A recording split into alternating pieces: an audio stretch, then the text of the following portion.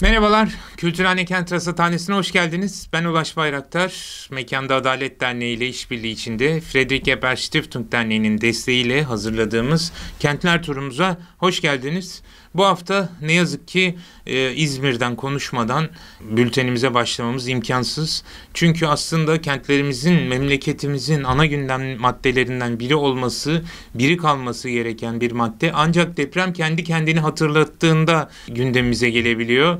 Ve ne yazık ki öyle oldu. 30 Ekim günü İzmir'de 7 olduğunu belli kaynaklar 7 diye veriyor. Bazı kaynaklar 7'nin altında olarak veren bir şiddette büyük bir afet yaşandı. Ölü sayısı bu kayda aldığımız sabah itibariyle 114'e ulaşmıştı. Yüzlerce yaralı hala hastanelerde tedavi görüyor. Bu rakamlar sadece bu olayın boyutlarının fikir vermekten uzak. Çünkü gerçekten yöreden konuştuğumuz kim olursa olsun herkes ne kadar korkutucu, ne kadar muazzam bir terör yaşadıklarını anlatıyorlar. Ne yazık ki aslında bu bizim kent politikalarımızla, şehircilik anlayışımızla çok yakından bağlantılı bir afet. Bunun hikayesini, bunun gelişimini Savaş Zafer Şahin hocamız Twitter'da bir takım mesaj silsilesi olarak paylaşmış. 90'lardaki depremden sonra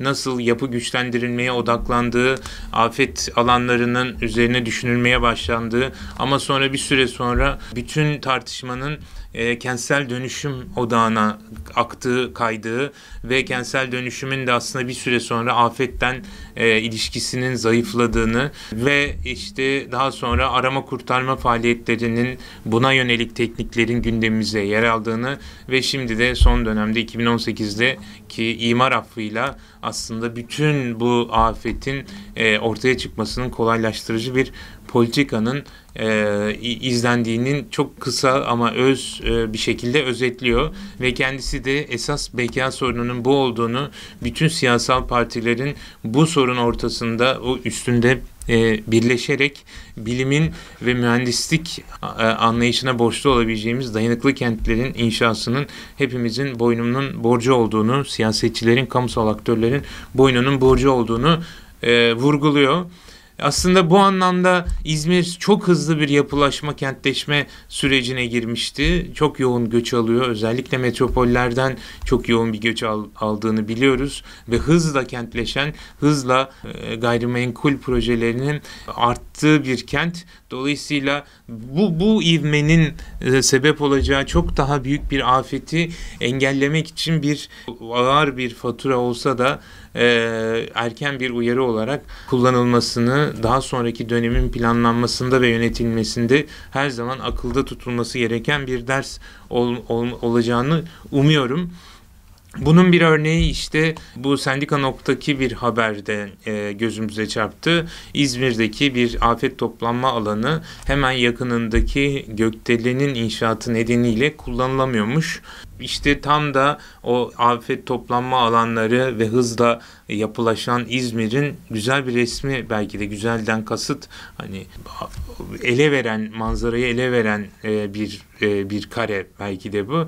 Daha sonra gökdelenin hikayesini birazcık irdelediğimizde Avrupa'nın en yüksek çelik konstrüksiyon binasının inşaatı olduğunu öğreniyoruz ve deprem sırasında bir çelik platformun düştüğünü, alttaki bir aracın üzerine düştüğünü ve yine aynı sırada bir işçinin de, inşaatta çalışan bir işçinin de hayatını kaybettiğini öğreniyoruz. Müteahhit firma bu haberlerle ilgili bir açıklama yaparak platformun henüz monte edilmediğini, o yüzden düştüğünü, işçinin de, inşaat emekçisinin de emniyetlerini panik içinde kendisinin çıkardığı için düşüp hayatını kaybettiğine dair bir açıklama yapmış. Ama Avrupa'nın en büyük çelik konstrüksiyon binası, deprem sırasında düşen parçası, hayatını kaybeden bir işçi ve bu sebeplerden dolayı kullanılamayan bir toplanma alanı bana çok manidar geldi. Bir başka haber bu sefer Sözcü Gazetesi'nde gördüm. İzmir'de bu imar affıyla yasallaştırılan imar barışı barışılan 811 bin kaçak yapı olduğunu haberleştirmiş Sözcü gazetesi ve çok önemli bir bilgiyi de vermiş. Bu sayı, yani 811 bin yasallaşan kaçak yapı nüfusuna oranlandığında Türkiye'nin en büyük yüzdesine tekabül ediyormuş. Yani nüfusuna oranla Türkiye'de en çok kaçak yapının yasallaştığı kentin İzmir olduğunu öğreniyoruz. Dolayısıyla aslında büyük bir patlamaya hazır bir bombanın üzerinde hem deprem hatları hasebiyle, hem bu tür yapıların hem de hızlı kentleşmenin hasebiyle umarız bundan çıkan bu afetin anlattıkları unutulmaz, politikacıların, yöneticilerin ve kamuoyunun gündeminde kalır. Buna yönelik ilk çağrı TMOP İl Koordinasyon Kurulu'ndan gelmiş. İzmir'in İz gazetesi manşete taşıdığı bu çağrıyla imar barışıyla yasallaştıran ruhsatların iptalini talep etmiş. Evet, İzmir'in deprem riski, Türkiye'deki konut politikaları, imar affı, afet yönetimi, ama bütün bunların yanı sıra yine Türkiye can havliyle de olsa muazzam bir dayanışma deneyimini, dayanışma örneğini sergiliyor. Depremin ilk anlarından itibaren müthiş bir seferberlik, coğrafi veya siyasi ayrımların ortadan kalktığı bir seferberlik yaşanmış durumda. Özellikle İzmir Büyükşehir Belediyesi pandemi sırasında hayata geçirdiği platformları, bu süreçte elde ettiği deneyimleri çok hızlı bir şekilde deprem afetine yönelik olarak kullanmaya başladı. Gelen ekiplerin koordinasyonu, onların ihtiyaç noktalarına sevkiyatını çok başarılı bir şekilde yönettiğini izliyoruz ve bu süreçte kendisinin Covid zamanında hayata geçtiği platformlar da başka bir anlam kazandı. Keza bir yardım aracı olarak kurgulanan Biz İzmir platformu, yani halkın bakkalından sipariş verme imkanı hemen depreme yönelik olarak form değiştirdi ve hijyen paketleri, sıcak yemek paketleri, gıda paketleri ve uyku tulumu desteklerini mümkün kılan bir işleyişe hızlıca büründürüldü.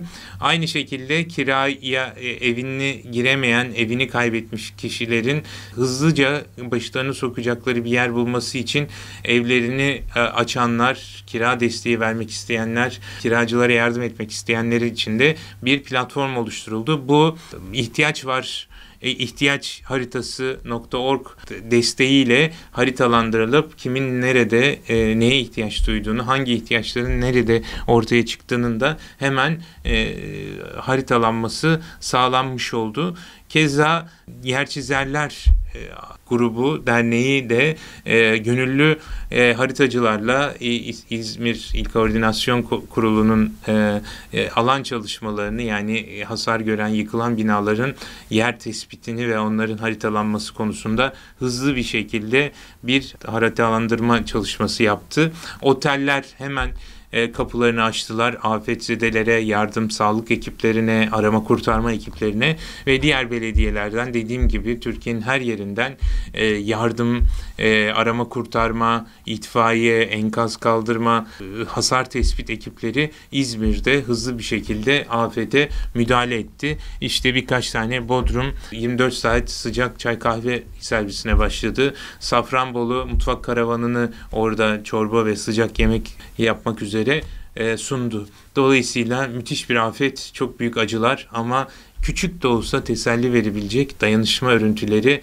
karşımıza çıktı. Bundan teselli bulmaya çalışıyoruz. Mucizelerin haricinde tabii yaşanan mucizelerin. Öte yandan baktığımızda aslında afet içinde afet yaşanıyor.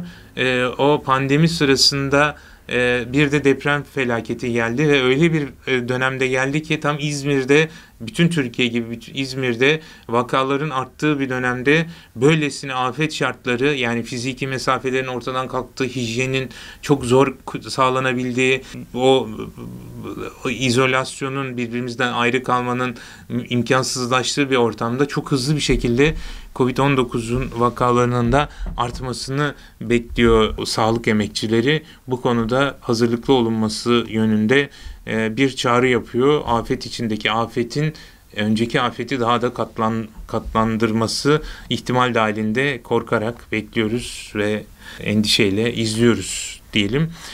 Covid-19 demişken Le Monde'da geçen hafta yayınlanan bir araştırmadan size bahsetmek istiyorum. Stefan Mandert imzalı haber, Covid-19'dan hayatı kaybedenlerin %15'inin bu ağır bedeli uzun süre hava kirliliğine maruz kalmalarından kaynaklandığını dikkat çekiyor. Bu %27'ye, yani dünyanın en kirli coğrafyalarında, kirli yerlerinde oturanlar için bu %27'ye kadar çıkıyor. Yani hayatını kaybedenlerin %27'si o bölgelerde hava kirliliğiyle yaşamış olmanın bedelini ödüyor.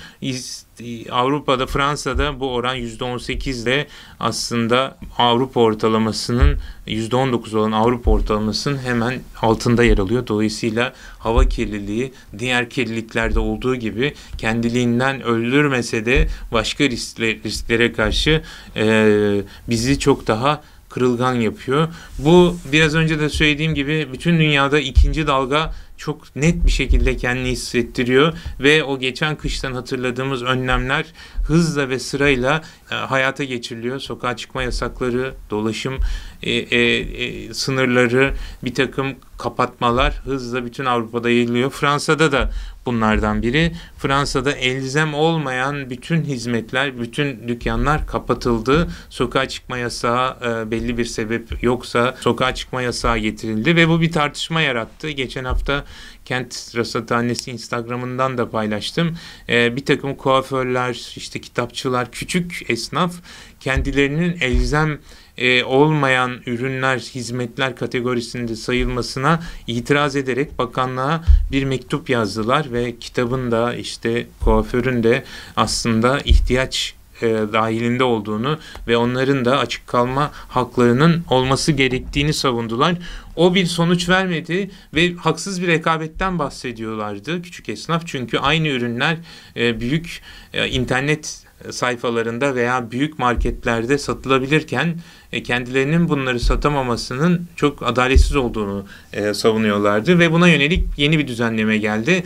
Buna göre o küçük esnaf açılmadı, fakat o büyük marketlerin o ürünleri satmasına yasak getirildi. Dolayısıyla şu anda anladığım kadarıyla bir markete girdiğinizde, Fransa'daki bir markete girdiğinizde ürünlerin birçoğu erişime kapatılmış, tüketime kapatılmış durumda. Dolayısıyla siz o adaleti sağlamak yasağın genişletilmesiyle çalışılmaya başlamış.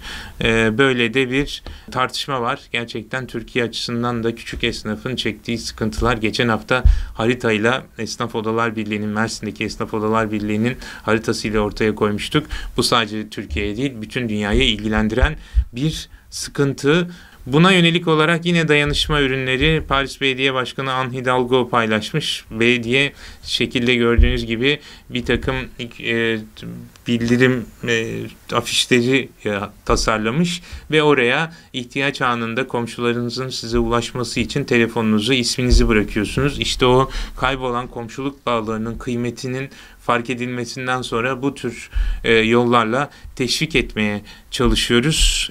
Bunun başka bir örneği Avustralya'dan, bu sefer Caulfield'dan rastlıyoruz. Caulfield'da bir sokaktaki kadınlar bu pandemi koşullarında birbirleriyle ortaklaşmak için her cumartesi aynı yemeği yapmaya başlamışlar. Tarifler Zoom üzerinden paylaşılıyor. Birisinin tarifleri paylaşılıyor. Herkes o malzemeyi kullanarak o gün hem bir yemek kursu yapılıyor hem de daha sonrasında her cumartesi akşamı hep birlikte o sokakta yemek yeme pratiğine geçmişler. Böylece bu zor zamanlarda o uzun zamandır kaybettiğimiz, ismini bile öğrenemediğimiz komşularla buluşma imkanı doğmuş durumda. Benzer bir şekilde bütün bu gıda zincirlerinin de müthiş bir dönüşüm geçirdiğini görüyoruz. Çünkü hareket kısıtlamaları, sokağa çıkma yasakları özellikle hasat mevsiminde çok ciddi bir sıkıntı yaratmış durumda. Anlıyoruz ki İngiltere'de 75 bin sezonluk tarım işçisine ihtiyaç duyuluyormuş.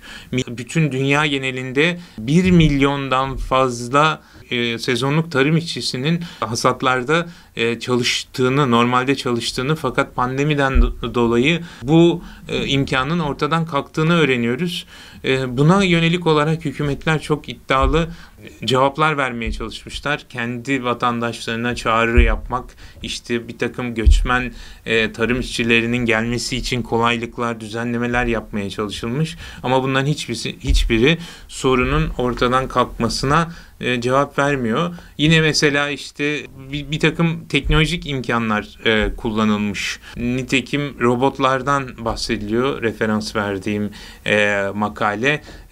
Hasatta robot işçilerin çalışılmaya başlamış ama bunda da sıkıntı, her ürünün toplanması farklı bir teknik gerektirdiği için bunun çok da feasible olmadığını öğreniyoruz ve bütün bunlar bizi kentsel tarımın, yani aslında gıda zincirinin uzağında olmak yerine kendi gıdamızı kendimizin veya civarımızda üretebilmenin önemine işaret ediyor ve bunun bir örneğini Kaire'de rastlıyoruz.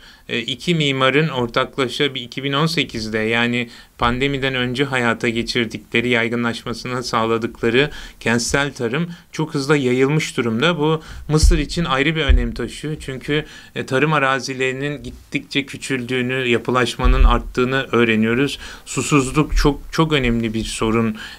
Daha da önem kazanan bir sorun. Özellikle Etiyopya'nın yaptığı büyük baraj projesiyle daha da artacağı düşünülüyor. Dolayısıyla kentsel tarımın, erişilebilir çatılarda yapılacak tarımın çok hayati bir önem kazanacağını vurguluyor ve bu uygulamanın hızla Kaire'de yaygınlaştığını örüyoruz. Dolayısıyla bu kentsel tarım, çatılarda yapılan tarım için illa çok gelişmiş ülkelerin çok gelişmiş maddi kaynaklarına, teşviklerine ihtiyaç yok. Kahire'de de istendiği zaman bu kentsel tarım imkanlarının genişletilebileceğini görmüş oluyoruz.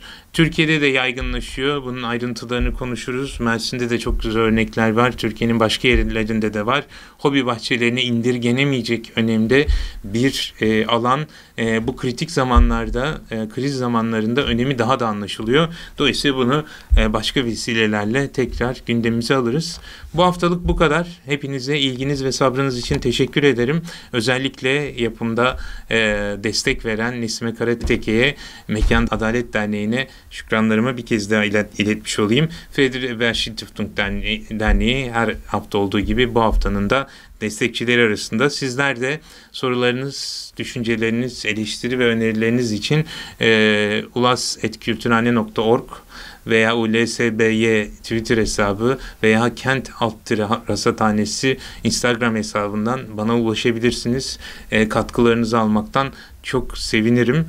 Eğer Kültürhane'nin bu ve veya benzeri yayınlarına destek vermek isterseniz, biliyorsunuz artık YouTube'un topluluğuna katılabilir, aşağıdaki katıl butonu üzerinden, veya Patreon'umuz olup desteğinizle Kültürhane'nin bu tür desteklerinin sürmesine destek verebilirsiniz. Hepinize teşekkür ediyorum. İyi haftalar, hoşça kalın.